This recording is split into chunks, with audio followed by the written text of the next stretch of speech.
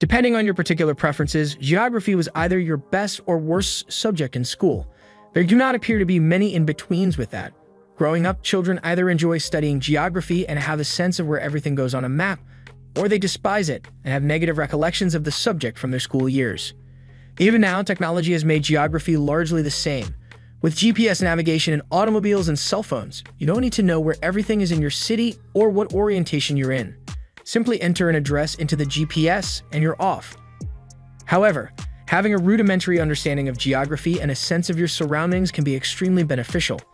And for our purposes, it can truly help you learn odd things that you can subsequently use to impress your buddies at future quiz hangouts. In this list, we'll look at 10 unexpected, strange, and astonishingly real geography facts from throughout the world. This isn't what's the capital of Vermont level information. It's far more fun than that. The answer to that question is Montpelier, by the way. A true geography buff would know this.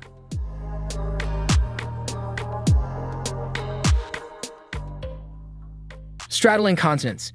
Istanbul, Turkey is the world's only city that spans 2 continents. Consider that fact for a moment. See, Istanbul is centered around the Bosphorus Strait.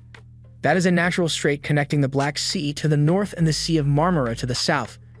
While those 2 sea names may not mean anything to you unless you are from Turkey or have visited frequently, the Bosphorus itself has significant value. The Bosphorus divides Europe to the west and Asia to the east. Right there, all around you. So you may be in the heart of Istanbul while stranded between 2 continents. In reality, it is one of Istanbul's coolest and most popular tourist attractions. Visitors from all over the world travel to Turkey's largest metropolis solely to cross the Bosphorus Strait. As you board a boat and begin riding over the river, you can tilt your head one way and view the western side of Istanbul, recognizing that you are gazing at Europe. Then you tilt your head the other way, notice the city's eastern side, and realize you're gazing at Asia. It's not often that you see a continental boundary in such harsh and specific terms, but you do in Istanbul, and that alone makes it one of the most distinctive countries.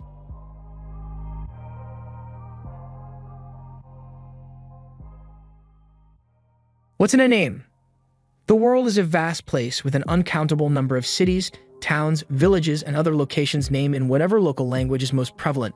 So we could play strange name theater all day. We will not subject you to it. But there are a few unusual city names that merit special attention.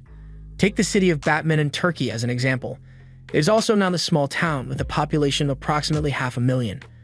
And it fits in well with the metropolis of Gotham, Wisconsin. While Gotham's census-designated place has a far lower population than Batman's, we wonder if there is a Bruce Wayne in town. Moving on. The gorgeous country of Norway contains a town called Hell. It stands on the water, a few hundred kilometers north of Oslo, and given how beautiful Norway is, we're pretty sure it's nothing like hell. Just really cold in the winter. Hell freezes over. Michigan also has a village named Hell.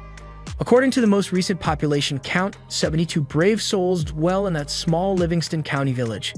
There is no information on whether one of them has crimson skin, flaming eyes, horns, or a tail. However, the all-time best combination in the bizarre geography name game has to be boring, dull, and bland. Boring is a small town in Oregon, the United States. It has a population of approximately 7,000 people and is located in the state's far northwestern region. It was named after a Civil War veteran who moved west and established with his family in the 19th century. Boring must have a good sense of humor because it has recently been designated as a sister city to the village of Dull in Scotland and the tiny town of Bland in Australia. The world adores the unappealing combo so much that analysts have nicknamed the boring, dull, bland sister city grouping the Trinity of Tedium. Who said geography wasn't fun?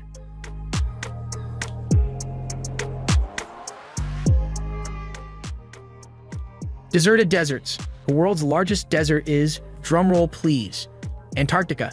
Yep, you probably expected us to tell you it was the Sahara Desert, the Gobi Desert, or something. No, it is not. Antarctica is the world's largest and coldest desert. Both of the planet's poles are considered deserts, and the Arctic far north is a barren land mostly devoid of life as well. But Antarctica is the world's largest desert. It encompasses around 5.5 million square miles, 14.2 million square kilometers. That is far larger than the Sahara Desert, which covers around 3.5 million square miles, 9 million square kilometers. And the temperatures in Antarctica become brutally, unfathomably cold. The ice flats have previously reached temperatures of minus 128 degrees Fahrenheit, minus 88.9 degrees Celsius. Not much fun. However, despite being the world's largest desert, Antarctica is not the driest region on Earth. There is occasional snowfall, which provides some measurable precipitation. No, the driest location on Earth is a different desert, one you may not be familiar with, the Atacama Desert in Chile. The average annual rainfall in the Atacama Desert, located in northern Chile's Arica region, is about 0.03 inches, 0.076 centimeters. That's basically almost nothing. The area is so dry that NASA scientists have spent a lot of time researching the ecology, hoping to learn more about life on other mostly barren planets in our solar system, such as Mars. Doesn't that speak at all?